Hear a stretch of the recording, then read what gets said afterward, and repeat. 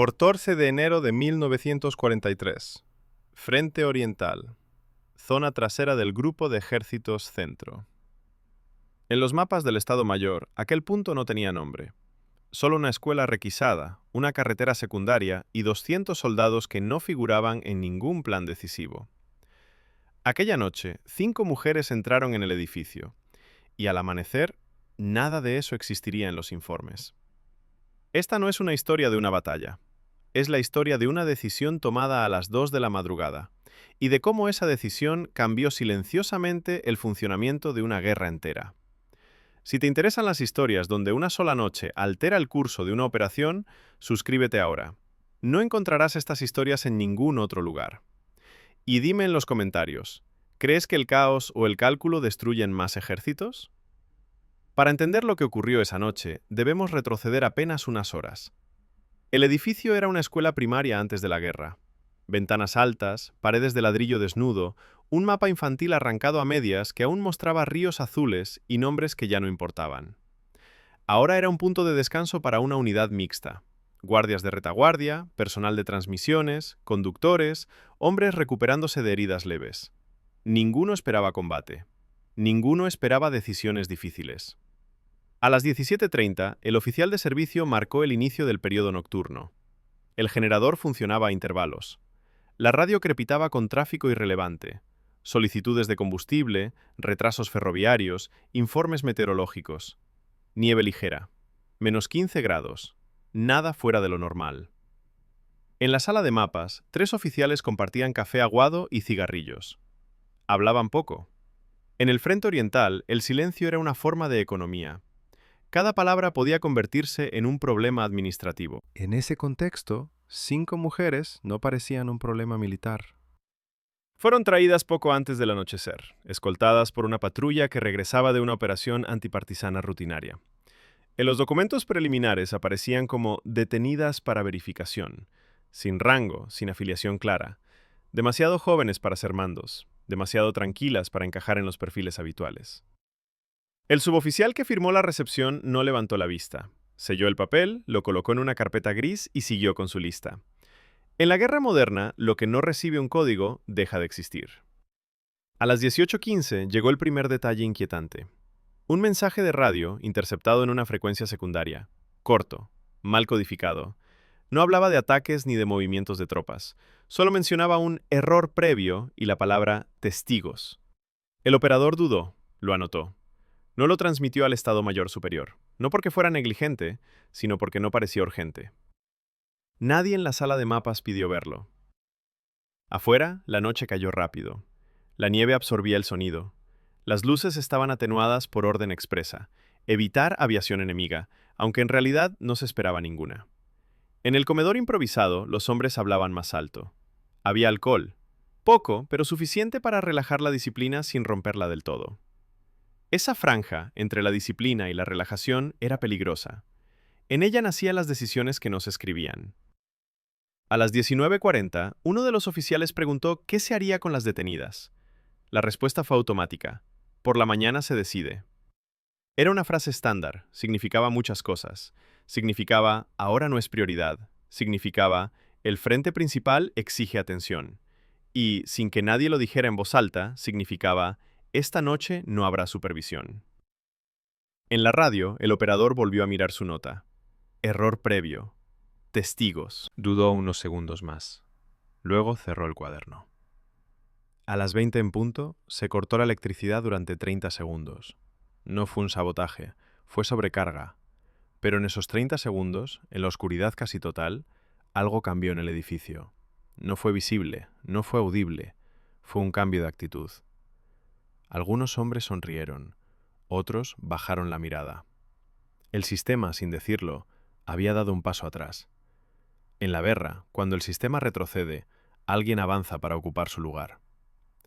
A las 20:15, el oficial de servicio dejó su puesto para cenar. La cadena de mando seguía existiendo, pero estaba fragmentada.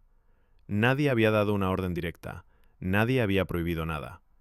Y en ese vacío, la noche empezó a tomar forma. Lo que ocurrió después no fue un estallido repentino, fue una secuencia, paso a paso, decisión por omisión. Y mientras el reloj avanzaba hacia la medianoche, en el Estado Mayor aún creían que todo estaba bajo control, sin saber que el control ya había sido cedido. La verdadera pregunta no era qué iba a pasar con las 5 mujeres. La verdadera pregunta era, ¿quién asumiría la responsabilidad cuando ya fuera demasiado tarde? A las 20:30, el edificio parecía estable, demasiado estable. La nieve seguía cayendo sin viento. El silencio era espeso, amortiguado por el frío. En el exterior, 2 centinelas caminaban en círculos cortos para no congelarse. Dentro, el equilibrio era frágil, sostenido por costumbre, no por órdenes. En la sala de transmisiones, el operador volvió a escuchar el ruido de fondo en los auriculares. No era un mensaje claro, más bien un eco, una interferencia repetida, algo que no encajaba con el tráfico habitual de retaguardia. Ajustó el dial, anotó una hora, 20:34. Luego miró la puerta. Nadie supervisaba. No era miedo, era incomodidad. En el comedor, el tono había cambiado. Las conversaciones ya no giraban en torno a permisos o comida caliente. Ahora hablaban de cuánto duraría la guerra, de quién volvería a casa, de rumores que corrían desde Stalingrado como un viento frío. Nadie mencionaba a las 5 mujeres. Precisamente por eso estaban presentes en todas las mentes. El teniente encargado del orden interno observó la escena desde la puerta. Tenía experiencia suficiente para reconocer el momento exacto en que la disciplina deja de ser activa y pasa a ser solo decorativa. Miró su reloj. Dudó. Dio media vuelta. No dejó una orden escrita. No dejó una advertencia. Dejó un espacio. En el sótano, las mujeres permanecían sentadas en bancos de madera. No hablaban. No porque alguien se lo hubiera prohibido, sino porque hablar no ofrecía ninguna ventaja. Habían aprendido eso rápido. Sus nombres no estaban registrados. Sus edades tampoco. Para el sistema ya eran una categoría abstracta. A las 21 en punto, el oficial de guardia fue relevado sin ceremonia. El relevo no recibió instrucciones específicas, solo una frase vaga: todo tranquilo. En la guerra, esa frase solía significar lo contrario. En ese mismo minuto llegó el segundo indicio. Un mensajero, empapado de nieve, entregó un sobre sellado procedente de un mando superior. No llevaba clasificación de urgencia, solo una línea subrayada en lápiz azul. Aclarar irregularidades del informe del día anterior. Irregularidades. El oficial que abrió el sobre leyó el texto 2 veces. No era una acusación directa. Era peor. Era una insinuación. Un recordatorio de que alguien, en algún nivel, estaba revisando cifras, nombres, tiempos. Levantó la vista. Pensó en la operación antipartisana de hacía 3 días. Pensó en los prisioneros liberados por error. Pensó en los testigos. Pensó en las 5 mujeres. Cerró el sobre. Lo dejó en el cajón inferior del escritorio. Decidió no compartirlo. No aún. No esa noche. A las 21:45, el generador volvió a fallar. Esta vez durante casi 1 minuto. Las luces parpadearon. Las sombras se alargaron por los pasillos. El edificio respiró como un animal cansado. En ese minuto, nadie dio una orden. Y nadie pidió una. Según algunos relatos posteriores, fue en ese momento cuando la atmósfera cambió de forma irreversible. No con gritos, no con violencia visible, sino con una aceptación silenciosa de que las reglas habituales no se aplicarían del todo. El operador de radio se quitó los auriculares, se frotó los ojos, miró otra vez su cuaderno. Error previo. Testigos. Cerró la tapa. Decidió esperar hasta la mañana. Esperar era una decisión. En la sala de mapas, uno de los oficiales trazó con el dedo una línea imaginaria sobre el papel. La línea del frente estaba lejos, demasiado lejos para que alguien se preocupara por lo que ocurriera allí esa noche. «Esto no llegará a ningún informe», dijo alguien, sin levantar la voz. Nadie respondió, pero nadie lo contradijo. El silencio volvió a ser útil. A las 22:30, la jerarquía seguía existiendo en teoría. En la práctica, estaba diluida en cansancio, alcohol y la sensación de estar fuera del foco principal de la guerra. Eso convertía cualquier acto en algo difícil de atribuir. Y mientras el reloj avanzaba, una verdad incómoda empezaba a tomar forma. Si algo salía mal, no habría un responsable claro. Si algo salía muy mal, tampoco. Cerca de la medianoche, el oficial que había guardado el sobre volvió a abrir el cajón. Sacó el documento. Lo releyó. Luego lo rompió en dos. Despacio, con cuidado. No lo destruyó por completo, solo lo hizo ilegible. Esa fue la última acción consciente antes de que la noche dejara de ser administrable. Porque a partir de ese momento ya no se trataba de órdenes, sino de consecuencias que nadie quería ver al amanecer. Y mientras la escuela requisada quedaba envuelta en sombras y nieve, el sistema, sin darse cuenta, acababa de cruzar una línea de la que no sabía cómo regresar. Cerca de las 23 horas, el edificio ya no respondía a una lógica central. Funcionaba por inercia, por hábitos acumulados, por la suposición peligrosa de que, si nadie intervenía, todo seguiría igual. En el pasillo principal, el eco de pasos se mezclaba con risas apagadas. No eran carcajadas, eran sonidos breves, nerviosos, como si cada hombre midiera inconscientemente cuánto podía permitirse. La guerra había enseñado a no ir demasiado lejos, pero también a aprovechar los vacíos. En la sala de transmisiones, el operador volvió a ponerse los auriculares. Esta vez, la señal era más clara.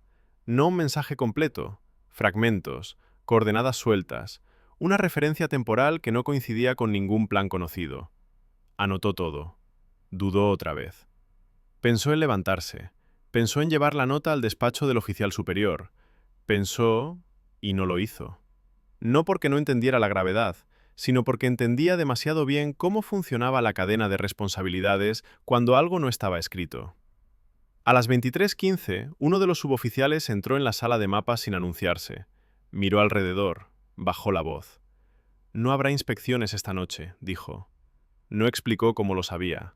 Nadie preguntó. Esa frase actuó como una llave. A partir de ese momento, la noche dejó de ser un intervalo y se convirtió en un recurso. Algo que podía usarse, algo que podía absorber errores. En el sótano, las mujeres seguían sentadas. El frío era constante. No gritaban, no suplicaban, no porque no tuvieran miedo, sino porque el miedo había dejado de ser una herramienta útil. En ese estado, el tiempo se vuelve abstracto.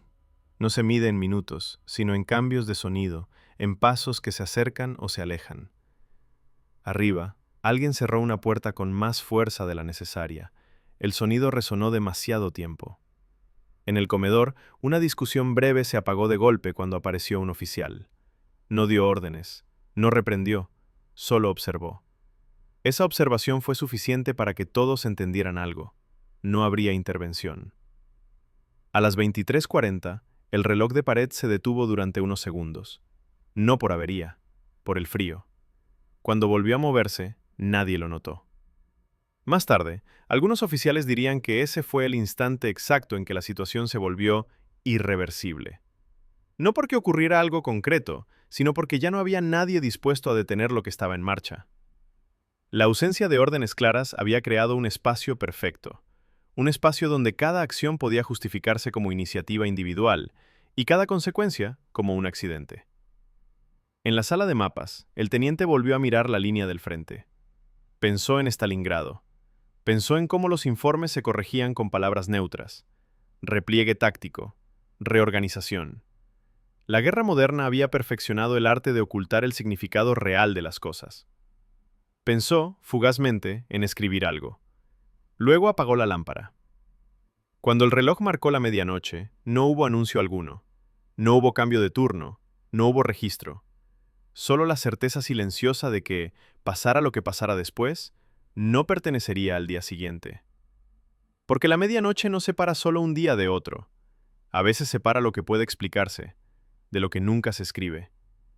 Y mientras la nieve seguía cayendo sin dejar huellas visibles, el edificio entero se convirtió en algo que el Estado Mayor jamás había previsto. Un punto ciego. Un lugar donde la guerra operaba sin supervisión. Lo que ocurrió después no fue inmediato, pero ya era inevitable. Y cuando el primer paso se dio en la oscuridad, ya no había marcha atrás. Después de la medianoche, el edificio entró en una fase distinta. No más ruidos dispersos, no más risas nerviosas, solo movimientos breves, calculados, como si todos supieran exactamente hasta dónde podían llegar sin cruzar una línea. aun cuando nadie pudiera señalar dónde estaba esa línea. En la sala de transmisiones, el operador volvió a encender la lámpara de escritorio. No para trabajar, para comprobar si todavía funcionaba. La luz amarillenta iluminó el cuaderno abierto. 3 anotaciones, 3 horas distintas. Un patrón que no quería formarse, pero que estaba ahí. Coordenadas que no coincidían, horarios que no encajaban, y una ausencia deliberada de nombres. Eso no era ruido de fondo, era un error estructural. El operador entendió algo con una claridad incómoda. Si transmitía esa información ahora, no ayudaría a nadie. Solo crearía una cadena de preguntas. Preguntas que, inevitablemente, llevarían de vuelta a este edificio. A esta noche. Cerró el cuaderno. Apagó la lámpara. No fue cobardía. Fue instinto administrativo. En el frente oriental, sobrevivían mejor los hombres que sabían cuándo no dejar rastro. A las 0:40, un oficial entró en el pasillo que llevaba al sótano. No iba solo. No dio instrucciones. No hizo amenazas. Simplemente abrió una puerta y la dejó abierta. Ese gesto bastó. No hubo una orden escrita. No hubo una frase que pudiera citarse más tarde. Solo una señal implícita, comprendida por todos los que dependían de ella. Más tarde, algunos dirían que en ese momento el mando perdió el control. Esa es una forma cómoda de decirlo. La realidad era más precisa. El mando eligió no ejercerlo. Porque ejercerlo habría significado asumir consecuencias. En la sala de mapas, el teniente se quedó solo. Miró el tablero. Vio líneas que ya no significaban nada.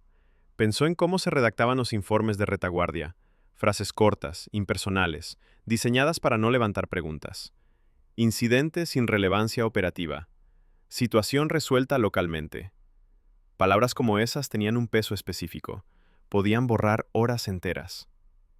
En algún punto entre la 1 y las 2 de la madrugada, ocurrió lo que más tarde sería descrito, con extremo cuidado, como una pérdida total de supervisión.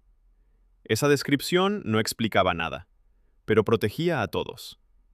En el exterior, los centinelas seguían caminando, miraban el suelo, no el edificio, no porque ignoraran lo que ocurría dentro, sino porque mirar significaba convertirse en testigo. Y los testigos eran un problema.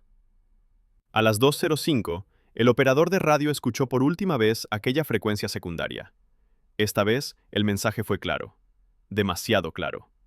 Hablaba de un informe previo ajustado, de una solución aplicada, de un asunto que no debía prolongarse hasta la mañana. El operador se quitó los auriculares con manos lentas. No transmitió el mensaje, no porque no pudiera, sino porque entendió que ya era parte de algo que no debía quedar registrado. En ese instante, sin que nadie lo anunciara, la noche dejó de ser un intervalo temporal. Se convirtió en una herramienta administrativa, una manera de cerrar un expediente sin abrir otro. Según algunos relatos posteriores, fue ahí cuando quedó claro que las 5 mujeres no eran el centro del problema. Eran una variable incómoda dentro de una ecuación mayor. Una ecuación relacionada con errores previos, con informes maquillados, con decisiones que no resistían la luz del día. Y la noche ofrecía oscuridad suficiente. Cerca de las 2:30, un oficial junior intentó hacer una pregunta. No la formuló del todo. Bastó una mirada para que entendiera que no era el momento adecuado. Retrocedió, guardó silencio. Ese silencio fue recompensado. No de inmediato, pero sí más tarde. Cuando el reloj avanzó hacia las 3, el edificio entero parecía suspendido en una lógica propia. Nada de lo que ocurría estaba diseñado para durar. Todo estaba pensado para desaparecer. Y mientras la nieve seguía cubriendo el terreno sin dejar huellas reconocibles, el sistema completaba su ajuste final. Porque lo que estaba ocurriendo no buscaba resolver un problema, buscaba evitar que existiera. Y al amanecer, cuando los primeros informes empezaran a redactarse, esta noche ya estaría reducida a una sola frase, una frase cuidadosamente elegida. Pero todavía faltaban algunas horas, y en esas horas, el Frente Oriental volvería a demostrar que no solo destruía ejércitos, sino también la noción misma de responsabilidad. Entre las 3 y las 4 de la madrugada, el edificio entró en una quietud extraña. No era calma, era agotamiento.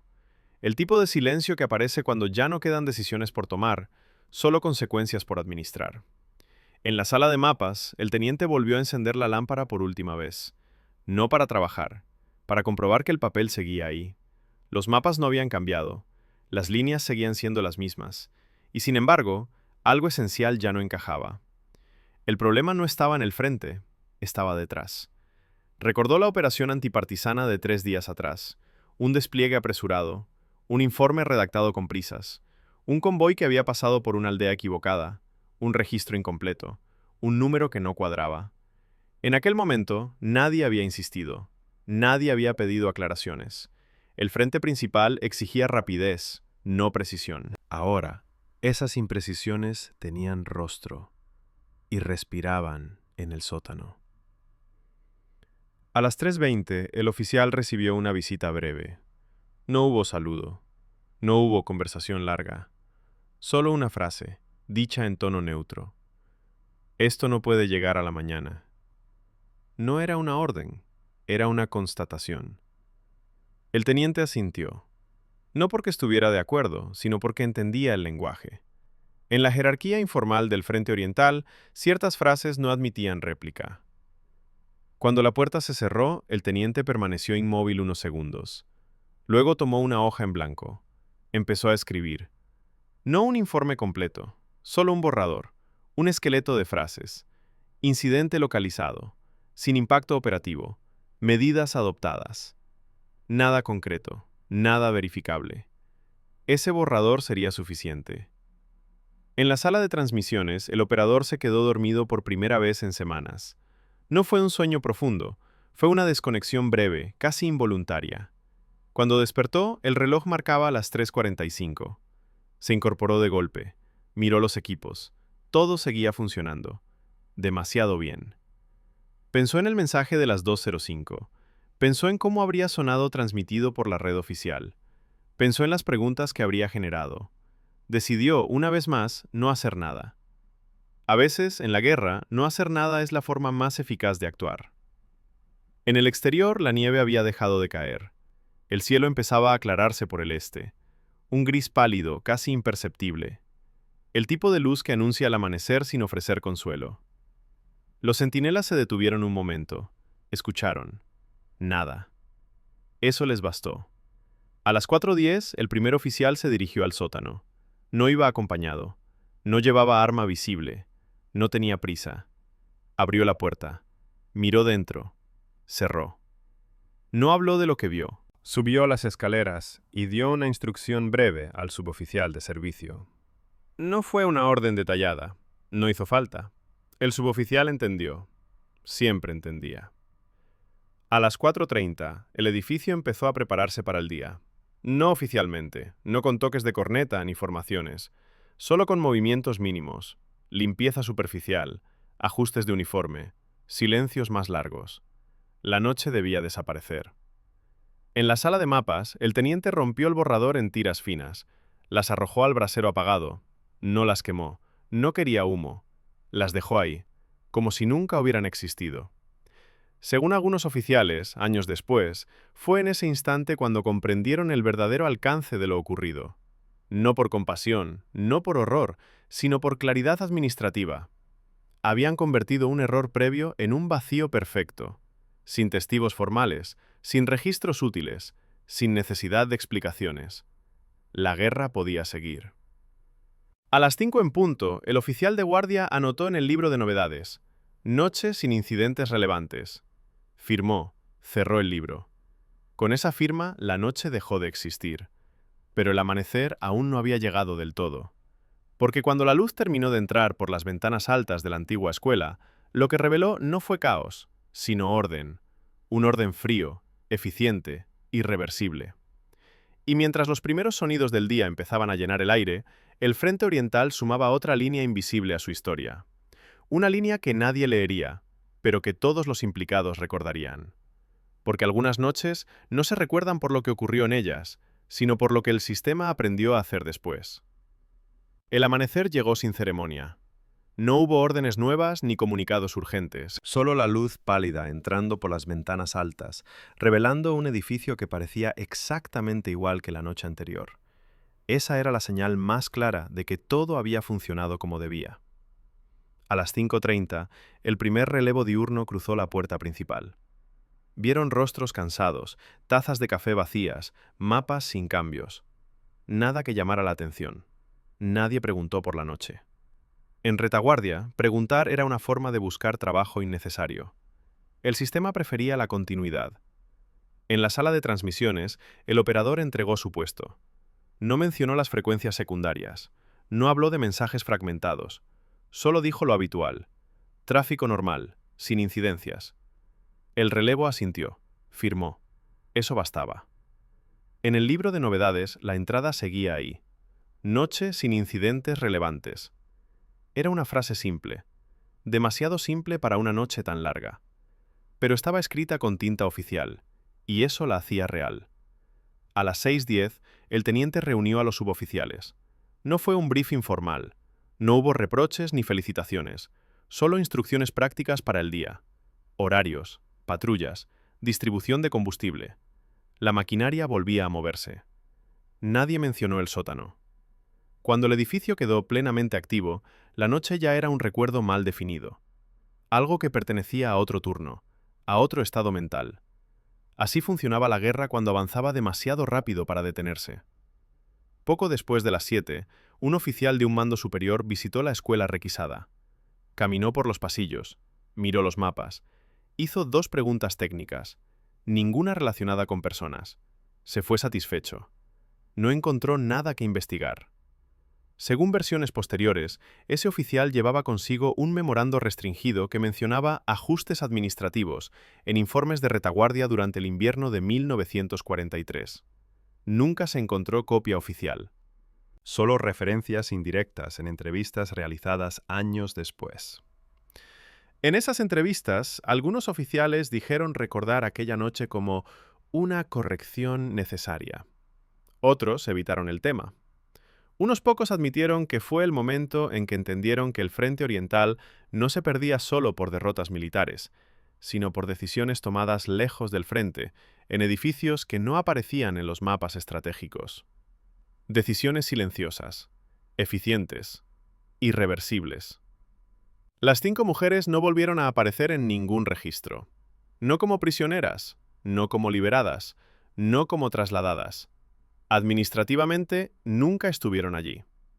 Y sin embargo, su presencia dejó una huella clara en quienes participaron. No una huella emocional visible, sino algo más peligroso, una lección aprendida. La lección era simple. Si una situación amenaza con revelar un error previo, no se corrige el error, se elimina la situación. Eso no figuraba en ningún manual, pero se transmitía con precisión. A partir de ese invierno, los informes de retaguardia se volvieron más breves, más neutros, más abstractos.